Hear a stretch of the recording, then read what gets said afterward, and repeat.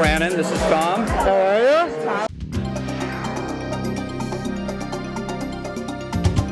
Well, the main reason Seth wanted to move the show to Hulu was to liberate our storytelling from a constrictive running time.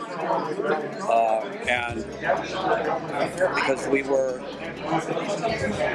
our stories were getting bigger. Our emotional stories required more TLC, real attention. And our editor was leaving too much on the cutting room floor, like good stuff. And so he got it moved for that main reason. Yeah. And you can see the difference. We never would have probably attempted to do a story that dealt with suicide when we're having to wedge Colgate commercials in as quickly as possible. Like, you have to really deal with it intricately and very carefully. And we're also one of the... Did I answer your question? I have no idea. Oh, yeah. No, we're also one of the... there's not a lot of shows that move from network to streaming, so... But we were always a streaming show. Right. We wrote it like a streaming show. We shot it like a streaming show. And by the way, Fox is amazing. They were great to us, but there was just too much.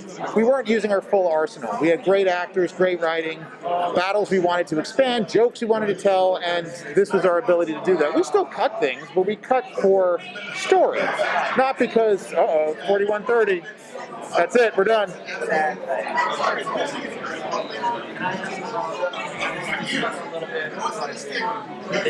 The decision to steer away from the comedy that everybody was expecting in season 1 and then we wanted to sci-fi. I wouldn't.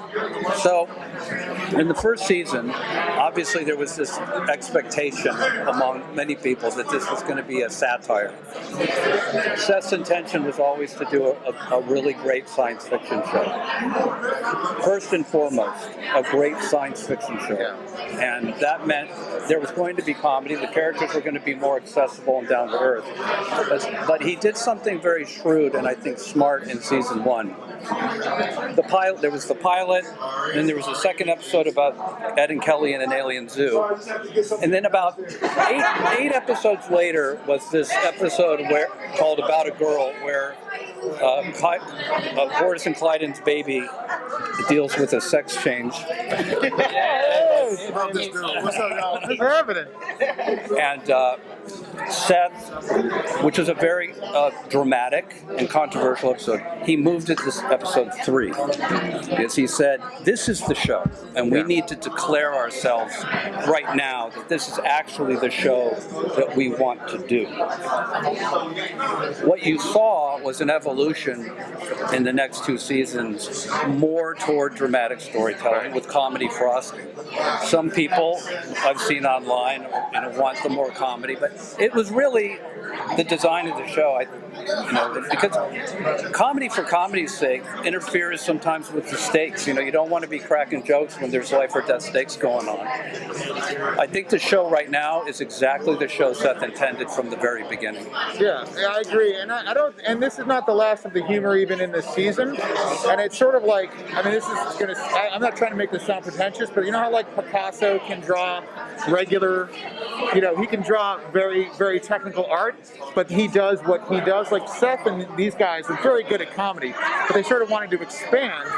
And the comedy, they can wield that at any second. And I think if we continue 4, 5, 6, 8 seasons, you're going to see funny episodes. But they have so much in their repertoire and on their palette that they want to be able to expand into other things. And I think that's part of it. This is sort of like almost like a flex that we can be this too.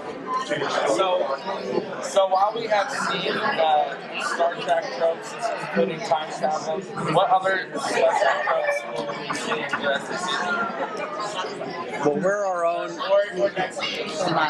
Well, I feel like Orville's become its own thing. Yeah. And we don't think about Star Trek when we're making the show. Right.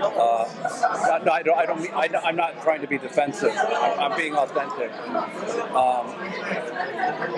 If we're dealing with a trope, we always try to obviously make it as untropish as possible. Right. Look, there's some major storylines to be resolved. both emotionally and tactically. I mean, the Kalon situation isn't over. Something big's going to happen soon.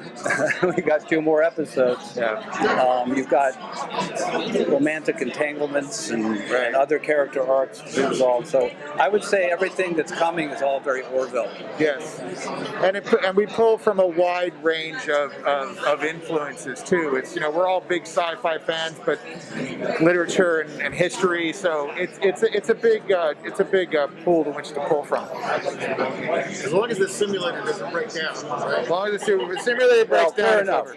Yeah, we won't.